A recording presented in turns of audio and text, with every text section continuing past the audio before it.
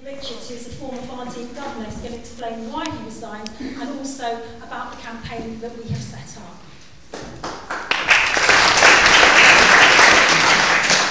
Thank you. Well, I was the governor of Varndean for just over 4 years, and I became a governor because I actually passionately believe in properly resourced comprehensive education system, open to all regardless of their wealth or background or ability.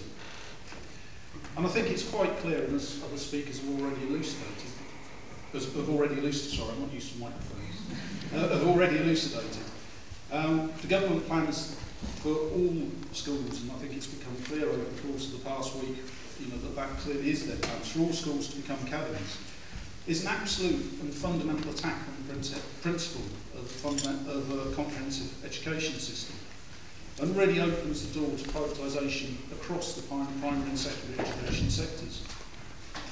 Now, I think just to understand the process at Varndean and how it went, perhaps gives an insight into the attitude of the head and the chair of governors. Because both of them have previously stated on a number of occasions their absolute commitment to comprehensive education, and in fact have restated it subsequent to the decision. But given that commitment, I was a little taken aback, to say the least, when we were presented at the governor's meeting with a resolution that we should express an interest in becoming an academy. Not only was this resolution not on the agenda for the meeting, but the resolution itself was literally written on the back of an envelope. No governor was given a sight of the text of the resolution. It was read out to us by the chair of the governors, and we were forbidden from talking about the passing of the resolution or the discussion of the meeting, even to our partners, was I think the phrase that was used. I found the way in which the discussion was held, the tone of the discussion, and the way in which the control over information coming from that meeting was carried on, has really put me in an untenable position as a governor, because I felt very, very strongly on the issue. I made clear in the meeting my feelings on the matter, and therefore I resigned to enable myself to speak out freely against it and to join with others in the Varndean School Against Academies, to take the group forward and take the campaign forward. Now, ever since the decision in March, there have been very limited announcements from the school, and I think other members of Varndean Against Academies, other parents have tried to get information. It's been very difficult.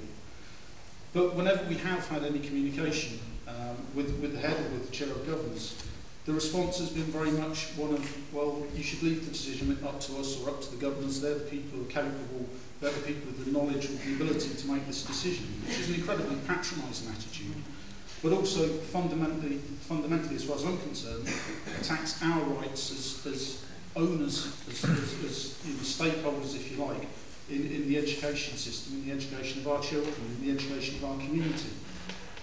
And in fact, the head, writing in Varndean which I think is one of his only written pronouncements on the issue, made a statement that he felt this was entirely not a political or ideological question, and he resented any attempt to get politics or ideology into the discussion. Now, that's complete and utter nonsense. How can it not be a political question? Did it just arise out of the ether? Did it arrive as if by magic?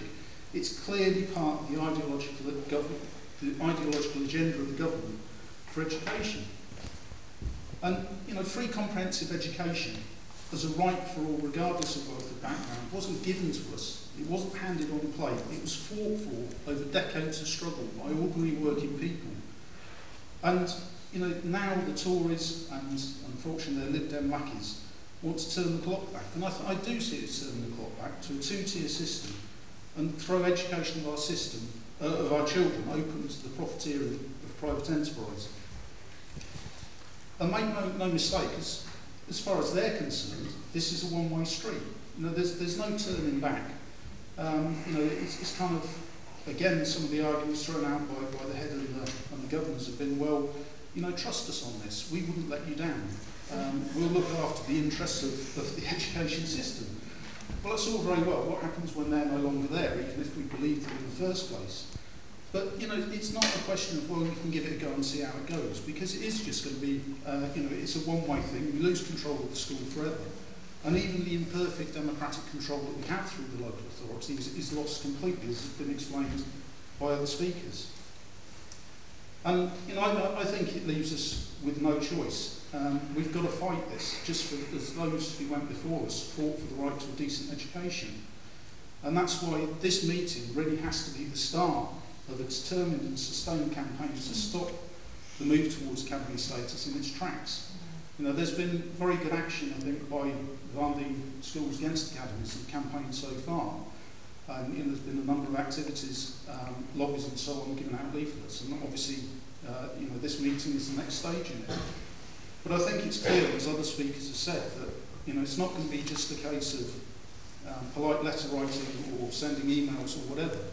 It is going to be a case of taking absolute firm action, getting as many people involved in that action to actually force the governors, to force the head to see the overwhelming strength of opposition to this move, and to make it absolutely clear that we're not giving our school away to anyone. So I'll draw to a close in a second.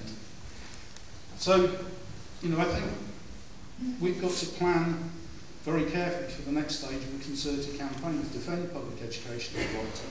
And it is about defending public education across Brighton. I think it's important we link with as many other people involved in education in Brighton as possible. And we mustn't shy away from calling and building for further action, including strikes, in order to resist these attacks. This government is hell-bent on undermining the living standards and social conditions of working people in this country. And just because that's their intention, it doesn't make it an inevitability. I believe in the right to a quality free education for all, delivered through publicly owned schools that are genuinely accountable to the community in which they are part.